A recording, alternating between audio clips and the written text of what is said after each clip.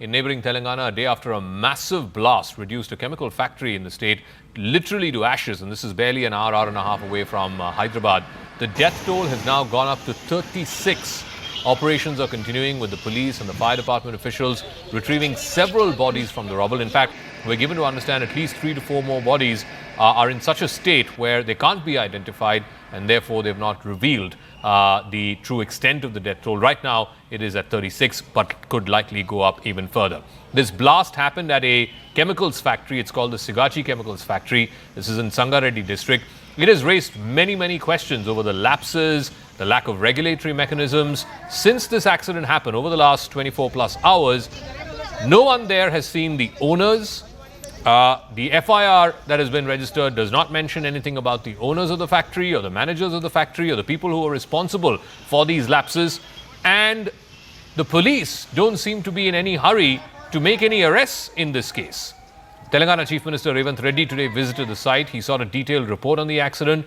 He also instructed officials to conduct inspections in all chemical companies in the state. A high-level 5-member committee has been formed to review and probe the mishap. But the critical question that needs to be asked is, even if this was negligence, even if this was an accident, somebody needs to be held to account for these 36 deaths. Who is that person? Inquiry is going on. I wanted to find out all the details. Then only I can comment anything. Otherwise, if I comment something, it will take another turn. Definitely, we will see whatever concerns are there, whatever lapses are there, whatever regulation has to be implemented. We will examine everything. We will take a serious view on those incidents. Same time, I have told my people 1 crore rupees for death families, 10 lakhs rupees major that accident and limited whatever injuries are there for them also 5 lakh rupees, and medical thing government will take care everything. Well, the chemical factory was involved with the production of microcrystalline cellulose. It's a purified, partially depolymerized cellulose that's derived from fibrous plant material. Oftentimes it's derived from wood pulp. Now, explaining the probable cause of this blast, a fire official said that pressure seemed to have built up when the workers were operating the spray dryer. Now, investigators are also probing the reactor spray dryer blast, which is likely from a chemical reaction or the ignition of chemical dust particles. Fine dust chemical particles could have accelerated the blast and the subsequent fire that eventually happened. But the question that still begs to be asked is, why do we see such industrial accidents in India in the first place? Here are some factors that could be at play. There are redundant regulations, including 15 acts and 19 rules. There is a lack of unified approach for the chemical industry. There's a degree of fragmentation that leads to overlapping jurisdictions between various government departments, and that leads to loopholes in the enforcement of these various rules and laws. It weakens oversight and it weakens the enforcement of these safety measures. The lack of a central database on industrial chemicals and their risks also creates a knowledge gap, and that hinders hazard assessment, safety protocols. Boiler operations often fall under untrained contractual workers who lack proper safety and emergency response training, as has been highlighted by a study by IIT Kanpur. And this often leads to confusion during accidents. It increases risks, particularly with hazardous chemicals.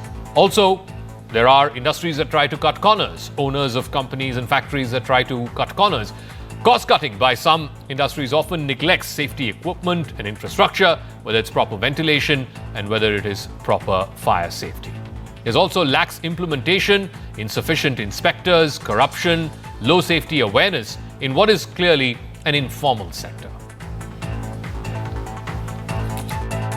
This is the place where exactly the explosion was happened. Almost 36 people died in this incident and several people injured, almost 45 people getting their treatment in the different hospitals. And the Chief Minister visited this place and assured for the complete compensation for them. The government Chief Minister announced that they will pay 1 crore rupees of ex gratia to the people who died in this incident with the help of a company. They wanted to talk to the companies, and according accordingly they wanted to provide 1 crore ex gratia to the people who died in this incident. And moreover, the government also announced, the chief minister also announced that they will pay 10 lakh rupees for the people who seriously injured and they are unable to work in the further, and they wanted to give 5 lakh rupees to the people who injured normally, who is got the normal injuries and they can come for the work later on getting the treatment. So now we can see here with the complete picture that the blast was happened right here. This is the broiler where that complete blast was happened. Here the entire process will come over there. The powder will come in the liquid format, and this broiler will make that chemical into the powder. It is almost 700 to 800 degree temperature. It will be processed in 700 to 800 degree temperature. Generally, it will be cooled, it will be treated every time. But unfortunately, I think the primary estimation of the government is that the authorities is that it has happened because of proper for not maintaining properly. It's a human error itself.